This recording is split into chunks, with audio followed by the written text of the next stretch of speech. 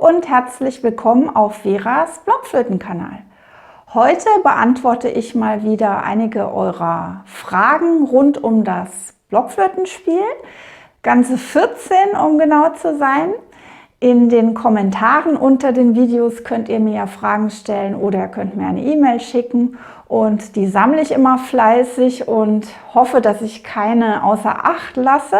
Auf jeden Fall heute kriegt ihr mal 14 Antworten auf 14 Fragen.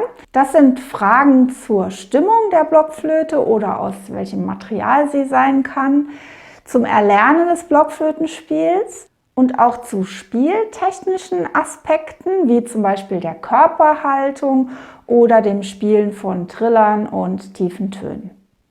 Falls ihr neu hier seid, mein Name ist Vera Petri und ich gebe euch Tipps zu gutem und schönem Blockflötenspiel.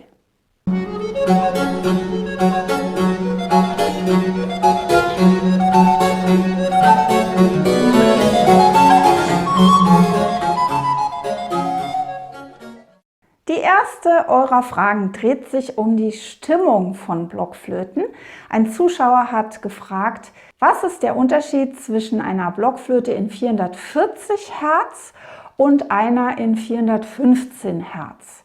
Und Hertz wird hierbei mit TZ geschrieben, das ist die Maßeinheit für die Frequenz.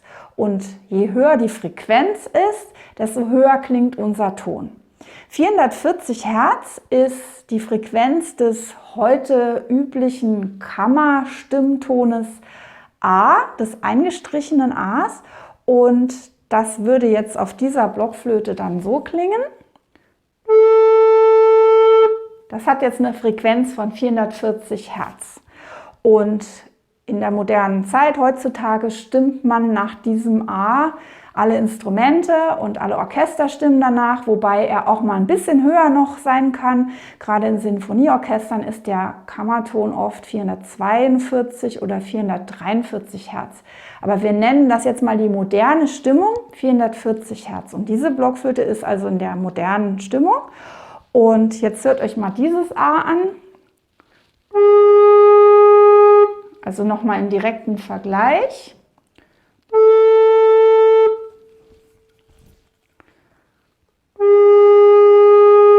Ist jetzt sogar, die ist auch kalt, jetzt ist er noch ein bisschen tiefer. Ihr habt ja gehört, der ist eindeutig tiefer. Vielleicht habt ihr auch gehört, dass der einen halben Ton tiefer ist. Und tatsächlich war dieses A jetzt auf der tiefer gestimmten Blockflöte in 415 Hertz. Und so klingen natürlich alle Töne unterschiedlich auf diesen beiden Blockflöten. Also wenn ich jetzt in der modernen Stimmung spielen würde, wo das A 440 Hertz ist und die anderen Töne natürlich alle verschiedene Frequenzen haben.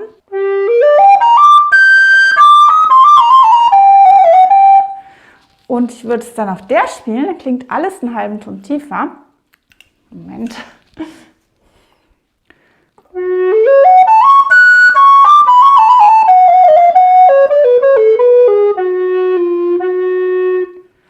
Ja, und das klingt natürlich im Vergleich ein bisschen schöner vielleicht als das hohe. Und ja, wenn man es so direkt hört, ist es natürlich krass. Auf jeden Fall, diese Blockflöte ist in 415 Hertz und die in 440 Hertz. Warum ist das jetzt so? In der Barockzeit und in der Renaissancezeit gab es nicht nur eine feste Stimmung wie heutzutage, wo man sich an dem A 440 Hertz orientiert, sondern es gab viele verschiedene Stimmungen. Also in der Frühbarockzeit war zum Beispiel in Italien der Stimmton sogar noch einen halben Ton höher als heutzutage, nämlich 466 Hertz ungefähr. Und in der Hochbarockzeit gab es sogar noch tiefere Stimmtöne, zum Beispiel in Frankreich. Da war der Stimmton 392 Hertz und das ist dann nochmal einen halben Ton tiefer als diese schon ist. Und ja, heutzutage hat man sich darauf geeinigt, dass man Musik aus dem Jahr 1650 bis 1750 in der Regel oft oder meistens in 415 spielt. Und wir spielen ja auf der Blockflöte eigentlich, wenn wir alte Musik spielen, und davon gibt es ja sehr viel für die Blockflöte, Stücke aus dieser Zeit oder noch ein bisschen früher. Und heute ist es einfach so, wenn man sagt, eine Blockflöte ist in tiefer Stimmung, dann ist sie in der Regel in 415 Hertz gestimmt. Und wenn sie in moderner Stimmung ist, in 440 Hertz. Und die Blockflöten, die ihr jetzt so im Laden kaufen könnt, die sind meist natürlich in dieser modernen Stimmung. Macht ja auch Sinn, damit ihr mit Instrumenten und dem Blockflötenensemble mit modernen Spielern zusammenspielen könnt. Als Blockflötenprofi ist es normal, dass man auch Blockflöten in der tiefen Stimmung hat, weil man ja nach der historischen Aufführungspraxis dann häufig spielt oder jedenfalls die meisten und das dann natürlich entsprechend zusammen mit anderen Instrumenten macht, die auch tiefer gestimmt sind, wie die Streichinstrumente, das Cembalo zum Beispiel oder ja, alle Instrumente und auch die Sänger singen natürlich einen halben Ton tiefer, wenn man Barockmusik ausführt. Die zweite eurer Fragen, die ich heute beantworten möchte, war, ist Holz vom Klang her besser als Plastik? Das kommt drauf an, würde ich sagen, denn also erstmal würde ich immer eine Holzblockflöte bevorzugen. Einfach schon wegen des Spielgefühls. Man hat einfach ein Instrument aus Holz in der Hand, man fühlt das und es spielt sich einfach ja irgendwie natürlicher und es ist ja eigentlich auch im Original so gewesen. Aber man muss natürlich auch das Budget haben, um sich eine Holzblockflöte kaufen zu können, denn eine Kunststoffblockflöte, vor allem von einem guten Hersteller, ist allemal besser als eine schlechte Blockflöte aus Holz. Und auch bei Holzblockflöten gibt es ganz viel Schrott. Und bei Plastikflöten, wenn das eine gute Marke ist, zum Beispiel Yamaha oder Zen-On oder ich habe hier eine Aulos, und dann ist das immer noch besser, als wenn ihr ein schlechtes Fabrikat habt von irgendeiner No-Name-Holzblockflöte. Ich habe auch mal ein Video gemacht, Tipps zum Kauf einer Blockflöte. Könnt ihr euch mal ansehen, das verlinke ich euch hier in der Infobox unter dem Video. Frage Nummer 3 betrifft die Artikulation. Jetzt kommen wir also zu Fragen der Spieltechnik. Die Zuschauerin hat mich gefragt, wie stößt man denn in den unteren Noten ein T an? Ich bekomme einen sauberen Ton nur mit der weichen, langsamen Luft hin. Und hier meint sie natürlich, dass man beim Anstoßen mit der Zunge beim Blockflötenspiel Unterschiede machen kann zwischen weicher und harter Artikulation. Also wenn ihr mit einem T anstoßt oder viele kennen das auch als Tü, man könnte es aber auch mit To oder Tu machen, dann klingt das schärfer, als wenn ihr Dü, Do, Du in die Blockflöte hinein sprecht sozusagen, also eigentlich spielt. Also wenn ich jetzt mal ein paar Töne hart nacheinander anstoße, dann würde das so klingen.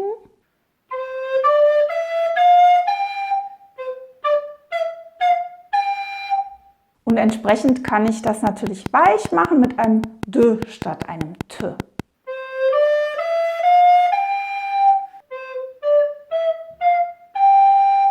Die härtere Artikulation, das T, benutze ich, wenn ich einen Ton akzentuieren oder betonen will oder wenn es ein wichtiger Ton ist am Anfang einer Figur oder eines Stückes. Da gibt es ganz viele Anwendungsmöglichkeiten und das Spiel wird auch interessant, wenn ihr Artikulationen viel abwechselt.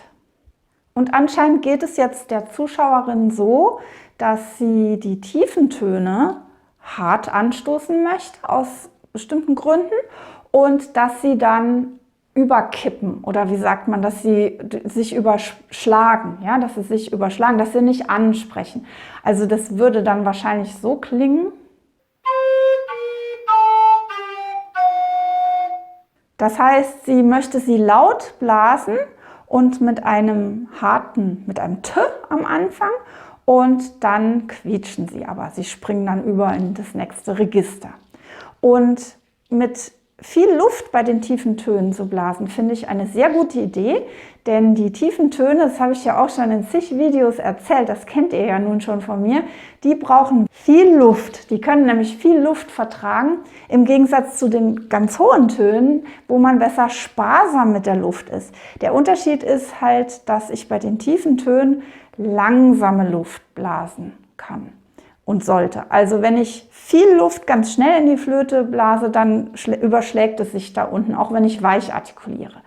Und das ist jetzt, was die Zuschauerin schon weiß. Sie hat nämlich geschrieben, ich bekomme einen sauberen Ton nur mit der weichen, langsamen Luft hin.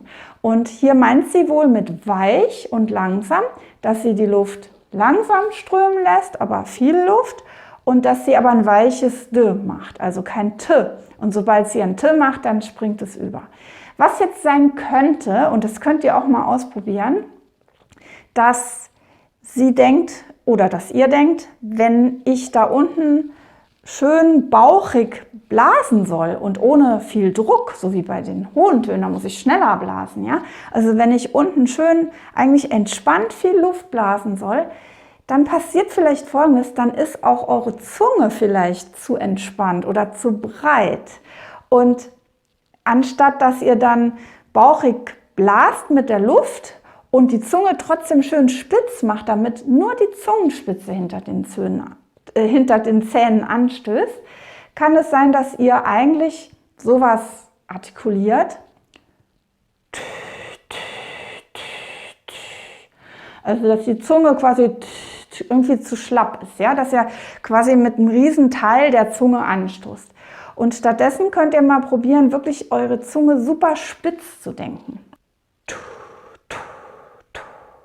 Der Unterschied ist dann, wenn ich alles breit und schlapp mache und versuche T anzustoßen, dann klingt das so.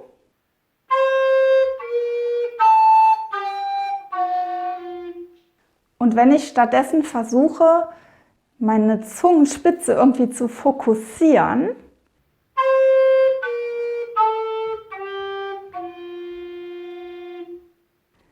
also ich habe das jetzt mal sehr extrem gemacht, ja, aber ihr konntet hören, jetzt ist es zwar grenzwertig gewesen, aber er ist nicht übergekippt. Und die Frage ist ja, wann braucht ihr solche lauten, hart angestoßenen Töne in der Tiefe? Aber es geht. Also man kann wohl in der Tiefe auch die Töne hart anstoßen. Frage Nummer 4 schließt gleich hier an, hat dieselbe Zuschauerin gestellt. Beim Staccato wird da grundsätzlich ein T gespielt. Also Staccato, kennt ihr wahrscheinlich alle, ist, wenn ich die Töne nur ganz kurz anspiele. Also statt so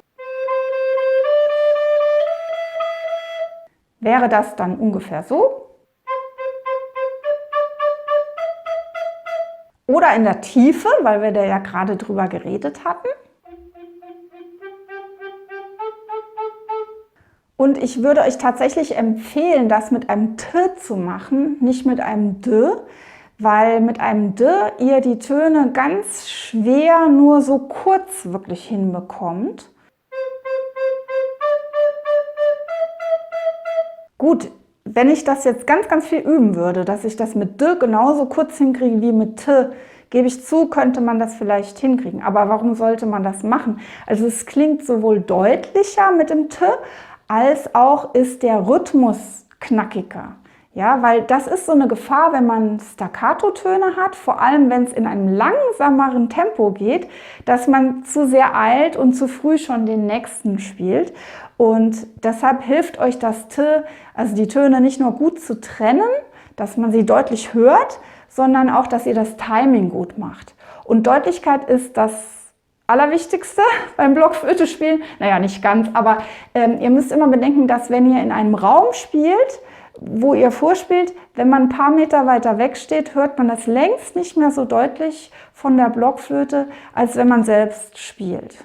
Also das Staccato, von Ausnahmen abgesehen, würde ich auf jeden Fall sagen mit T statt mit D. Dann hat sie auch noch gefragt, wird das Ganze mit einem Zungenabschluss beendet? Also, dass ich statt einem Tü zum Beispiel ein Tü oder ein T, ein Tüt spiele oder ein Tüt. Und ich glaube, beim Staccato, wenn ihr das wirklich kurz machen möchtet, dann habt ihr die Zeit gar nicht, das wirklich Tüt, Tüt, Tüt, Tüt zu machen, sondern ich würde da einfach nur spielen Tüt, Tüt, Tüt, Tüt. So, ich hoffe, dass ich mich jetzt nicht verzählt habe. Das müsste Frage Nummer 5 gewesen sein. Frage Nummer 6 ist, wie trillere ich die Note E auf der Altblockflöte beim Vivace von Händel. Und das E auf der Altblockflöte ist dieser Ton. Bei der Sopranblockflöte wäre das dann ein H und hier ist es ein E. Und ja, dafür gibt es bei beiden die gleiche Art zu trillern. Das sind ja dieselben Griffe, nur die Altblockflöte ist anders gestimmt. Dazu komme ich auch noch in einer späteren Frage nachher. Wenn ich trillern möchte, dann muss ich immer trillern mit der Note, die da steht und über der das Trillerzeichen steht und der nächsthöheren. Und jetzt gehe ich mal davon aus, dass sie hier als nächsthöheren ein F meint und kein Fis, weil wenn es aus den Blockflötensonaten ist, B-Dur oder D-Moll, dann haben wir da ein F. Das heißt, wenn ich auf dem E trillern soll in dem Stück, muss ich beim nächsthöheren Ton anfangen, das ist also das F, und muss dann trillern. So, das wird sie sehr wahrscheinlich wissen, aber sie ist auf ein Problemchen gestoßen, das euch allen so widerfahren wird, nämlich versucht mal zu trillern mit E und F. Das ist nicht so ganz leicht. Das hat so Grenzen, ne? Irgendwann geht es nicht mehr schnell genug. Aber der Triller soll ja am Ende richtig schön schnell gehen. Und da habt ihr im Prinzip zwei Optionen. Ihr könnt also einen Hilfsgriff nehmen für das E in diesem Fall. Und zwar fangt ihr mit dem F an, mit dem nächsthöheren Ton, wie gesagt. Und statt dann dieses E zu spielen, spielt ihr dieses E, weil das E klingt genau wie dieses E. Wobei nicht genau, ne? Und das ist auch gleich der Nachteil, weil dieses Hilfsgriff E klingt irgendwie belegter und so ein bisschen matter als das normale E. Aber ich kann es nehmen, um dann so zu trillern.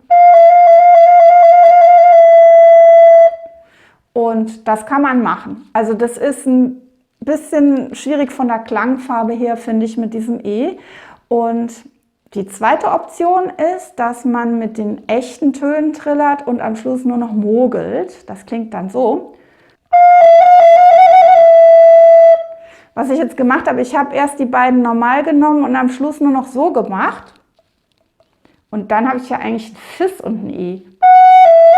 Das geht also eigentlich nicht. Aber weil das so schnell geht und so schnell vorbei ist, kann man das machen. Vor allem, wenn man am Schluss leiser wird. Dann wird nämlich das Fis so tief, dass es fast wie ein F klingt. Zu Trillern, wie man die spielt, da habe ich auch ein paar Videos gemacht. Die verlinke ich euch auch wieder in der Infobox. Auf jeden Fall, so kann man den Triller auf dem E oder bei der Sopranblockflöte auf dem H bewältigen. Also wenn ihr einen Triller auf dem H habt, müsst ihr mit dem C trillern. Oder so, dann kommen wir zur Frage Nummer 7. Muss ich beim Umlernen von Sopran auf Alt umschreiben in eine andere Tonart? Sind es andere Griffe? Schreibt jemand. Antwort 1, nein. Du musst nicht umschreiben in eine andere Tonart. Antwort 2, sind es andere Griffe? Jein. Die Griffe sind natürlich dieselben. Also jede Blockflöte oder sagen wir mal diese beiden Blockflöten in barocker Bauweise und mit barocker Griffweise, die greife ich alle gleich. So, ne? Das ist ja jetzt egal, was ich hier ob ich eine kleine oder eine große habe. Aber, und das meinte der Zuschauer wahrscheinlich auch, beim selben Griff erklingt jetzt jeweils ein anderer Ton. Also wenn ich hier zum Beispiel diesen Griff nehme, klingt das bei der Sopran so. Und derselbe Griff bei der Altblockflöte so. So, und das kommt natürlich daher, dass die Altblockflöte anders gestimmt ist. Also der tiefste Ton bei der Altblockflöte ist ein F. Und das C befindet sich hier in der Mitte. So, und das kann ich euch mal zeigen, ganz anschaulich, wenn ihr euch vorstellt, die Sopranblockflöte ist ja kleiner, die geht nur bis zum tiefen C und das wäre dann bei mir auf der Altflöte hier. Und darunter habe ich dann noch lauter tiefere Töne bei der Alt. Also wenn hier das C ist, dann habe ich B, A, G, F oder Fis und Gis und H und so weiter. Und das kann man jetzt auch mal hören. Also wenn ich hier ein C spiele, dann klingt dieser Ton genauso. weil bei mir hier das C ist. Und entsprechend ist dann natürlich alles anders. Das heißt, wenn ich hier diesen Griff habe, ist es hier ein D. Und wenn ich den Griff da habe, denselben Griff, ist das hier ein, na, sagt mal, also F, G. Ne?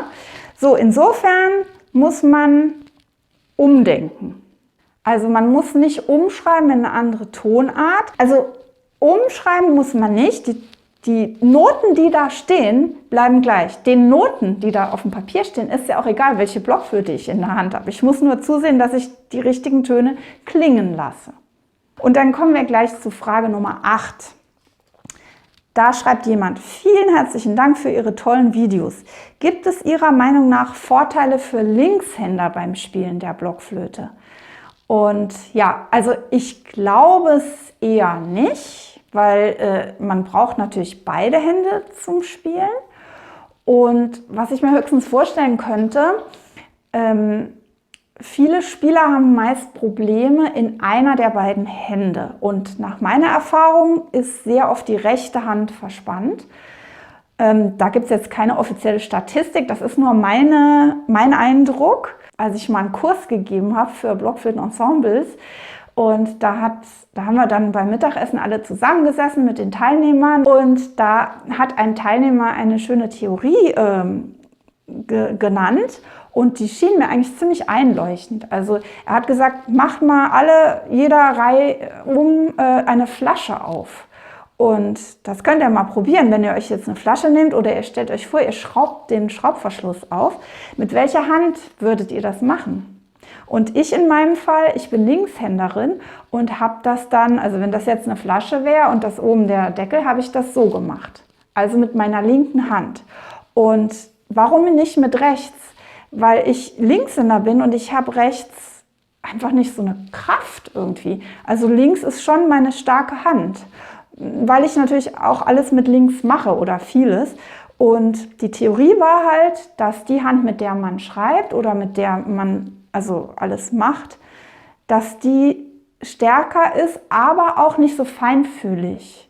Und ehrlich gesagt kann ich mir das gut vorstellen, weil die andere Hand ja nicht so dieser Kraft ausgesetzt ist, die sie ausüben muss, wenn ich irgendwas im Alltag mache, und dass sie dann noch irgendwie ja noch unberührter ist oder feinfühliger und auch lockerer unter Umständen. Also ich fand diese Theorie sehr einleuchtend. Das würde heißen, dass ganz viele Rechtshänder eher Probleme mit der rechten Hand haben können und Linkshänder eher links. Ist reine Spekulation und in früheren Zeiten war das auch gar nicht festgelegt, ob ich so rum oder so rum spielen muss. Das ist auch erst seit ein paar hundert Jahren.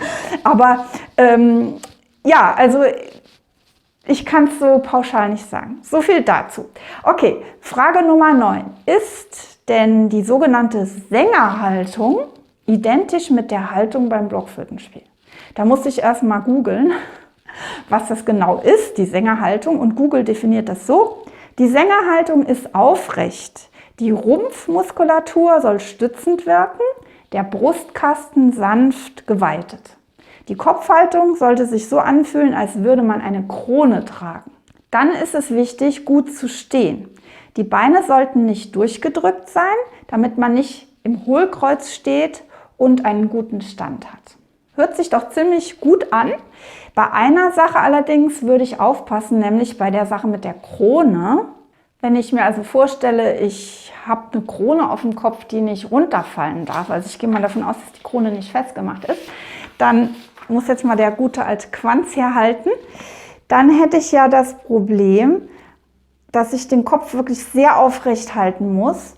Und wenn ich dann Blockflöte spielen möchte, würde das für mich dann bedeuten, ich muss wirklich so spielen und kann auch nicht etwas runtergucken in meine Noten. Also ich will ja auch meine Noten so vor mir stehen haben, dann wird es runterfallen. Also ich will ja meine Noten so vor mir stehen haben, dass ich reingucken kann, aber die Noten mein Gesicht oder meine Flöte auch nicht verdecken.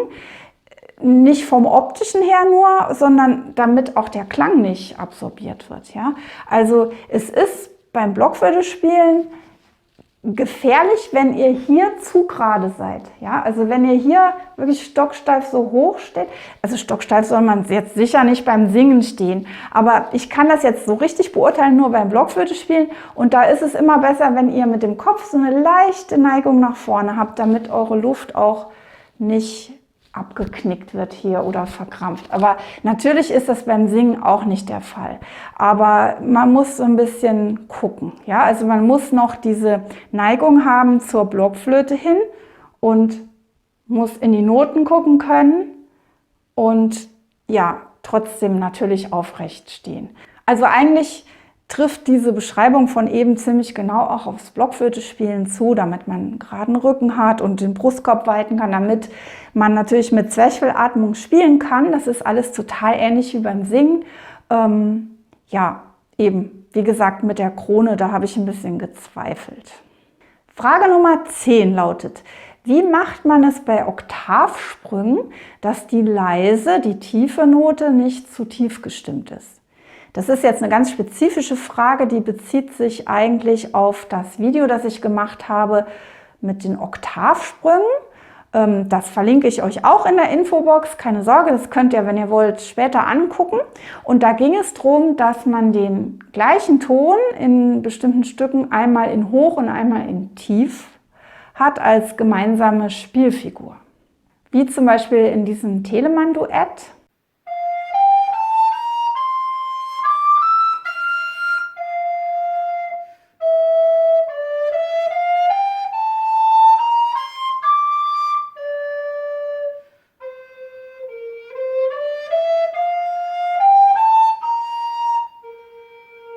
Da kommt also immer so ein Oktavsprung vor.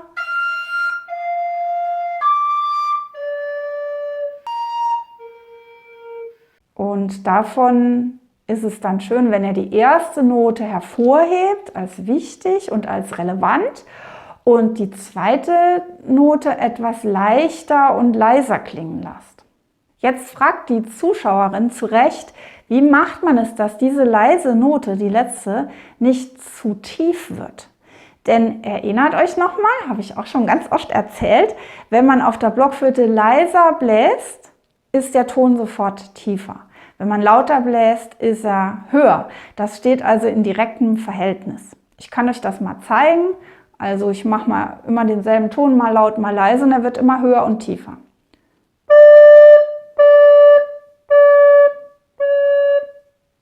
Ja, also ich habe wirklich nichts am Griff verändert, das war jetzt nur die Luft.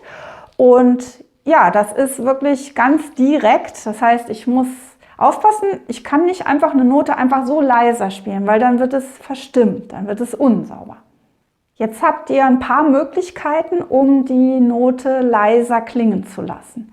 Und ich sage extra leiser klingen zu lassen, weil ein erster Schritt wäre mal, sie leiser klingen zu lassen, ohne sie leiser zu spielen. Nämlich einfach, indem ihr sie etwas oder viel kürzer spielt. Dadurch wirkt sie nämlich leiser, obwohl sie gar nicht von der Lautstärke her leiser geblasen war. Dabei kann ich sie dann trotzdem auch noch ein bisschen leiser blasen mit sehr guter Atemstütze. Also es ist wichtig, dass ihr eure Atemstütze richtig gut trainiert und auch wisst, wie man die herstellt und die immer wieder trainiert.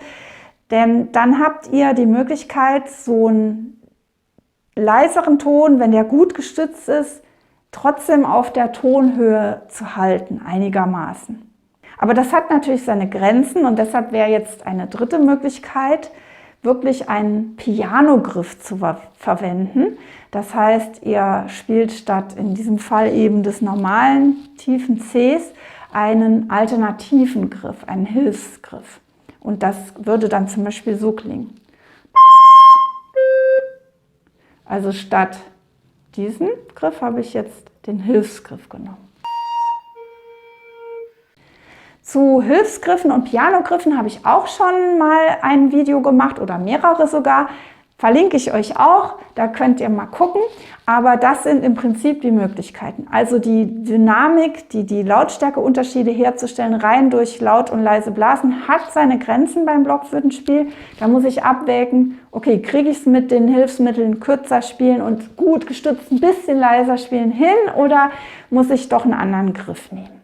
So, das waren die Fragen für heute zur Spieltechnik. Und jetzt kommen noch ein paar Fragen zum Erlernen des Blockflötenspiels. Und da ist also Frage Nummer 11, hat jemand geschrieben, wo bleibt unsere zweite Blockflötenstunde? Und damit ist natürlich das Video gemeint, das ich mal gemacht habe, Blockflöte spielen lernen, deine erste Unterrichtsstunde. Für Leute, die wirklich noch gar nicht Blockflöte gespielt haben oder wo es 100 Jahre her ist und sie einfach noch mal komplett von vorne anfangen möchten, wie man da vorgehen kann. Auch das verlinke ich euch natürlich hier drunter. Und dieses Video hat so viel Resonanz bekommen, dass ich inzwischen tatsächlich schon ein zweites als Fortsetzung gemacht habe, mit einem kleinen Quiz noch dabei und das verlinke ich auch. Und ich entwickle gerade einen neuen Online-Kurs für Einsteiger bzw. Wiedereinsteiger auf der Blockflöte. Und da bekommt ihr dann ganz viel Futter und ganz viel, wenn euch das interessiert, ja, Material, um das wirklich gut zu lernen von Anfang an. Die ganzen Infos zu Kursen, die ich entwerfe und allem, was ich noch sonst so mache, die bekommt ihr über meinen Newsletter, der ist kostenlos und dazu könnt ihr euch jederzeit anmelden, auch hier unten verlinkt. So, dann Frage Nummer 12, hat auch damit zu tun. Liebe Vera, wird es bald einen Online-Kurs geben? Hier im Umkreis gibt es leider nur Musikschulen, die Blockflötenunterricht nebenbei anbieten und dafür nicht brennen. Meinen Online-Videokurs für fortgeschrittene Spieler Blockflöte Next Level, den gibt es tatsächlich ja schon seit Januar 2023. Das war noch bevor die Dame die Frage gestellt hat. Und der Kurs ist nicht nur geeignet, wenn ihr schon ziemlich weit seid auf der Blockflöte, also jetzt zum Beispiel Bach-Sonaten spielt, dann ist er natürlich super, sondern auch, wenn ihr so die üblichen Stücke aus den gängigen Blockflötenschulen spielen könnt oder aus Noten mit zum Beispiel leichten Tanzsätzen, Menuett und Bourrée und sowas. Ich sag mal, wenn ihr die Blockflöte über 2 Oktaven spielen könnt. Und auch, oder vor allem, wenn da zum Beispiel die hohen Töne nicht klappen oder sonstige technischen Probleme auftreten, dafür ist ja der Kurs. Also ich habe festgestellt, dass mir einige gemeldet haben, sie trauen sich nicht richtig an den Kurs ran, weil sie denken, das Niveau wäre schon so hoch, dass sie da nicht einsteigen können. Aber dieser fortgeschrittene Kurs ist für leicht Fortgeschrittene bis sehr weit Fortgeschrittene. Und ich bin ja gerade so stolz, dass diese Inhalte da drin passen für alle diese Spieler. Also wird mir jedenfalls zurückgemeldet und ja, also so, genug dazu. Dann kommt jetzt die vorletzte Frage, Nummer 13. Hallo Vera, sag mir doch mal, wie ein Online-Kurs funktioniert. Also das sage ich jetzt auch noch schnell, dann habe ich aber genug über die Kurse hier geredet. Also im Fall von diesem Blockflöte Next Level, den könnt ihr kaufen. Sofort, wenn ihr den gekauft habt, bekommt ihr Zugangsdaten digital. Mit diesen Zugangsdaten könnt ihr euch einloggen in eurem Mitgliederbereich und habt dann den Zugang zu all diesen 48 Unterrichtsvideos, die in mehrere Kapitel und Lektionen eingeteilt sind und PDFs und zum Beispiel Audios mit Cembalo-Begleitung, die ich da für euch eingespielt habe. Und da könnt ihr euch immer wieder einloggen. Also der Kurs steht euch ganz lange zur Verfügung, im Prinzip so lange wie er existiert, aber es wird auch eine Mindestlaufzeit von mehreren Jahren garantiert. Also ihr könnt euch da immer wieder, es ist ein bisschen wie eine Blockflötenschule, wie so ein Heft, was ihr habt, aber in lebendiger Form. Und dann könnt ihr auch so oft wiederholen oder zurückgehen in den Kapiteln, wie ihr möchtet. Im Prinzip sind die didaktisch aufgebaut, aber gerade das erste große Kapitel, die Atmung, das ist sehr, sehr wichtig und die Atmung ist immer wieder was, wo man dran arbeiten kann und muss und da könnt ihr einfach wieder in die Atemlektionen reinschauen und damit üben. So funktioniert also der Online-Videokurs. So, und weil das jetzt 13 Fragen waren und ich nicht mit 13 aufhören will, habe ich noch eine 14. Frage, die ist aber eigentlich keine richtige Frage, aber ich fand das so witzig. Also ich habe ein Video gemacht, das heißt sportliches Blockflötenspiel, hohes Fis mit geschlossenem Schallloch. Und darin habe ich erklärt, wie ihr manche ganz hohen Töne spielen müsst, damit die ansprechen, nämlich mit geschlossenem Schallloch.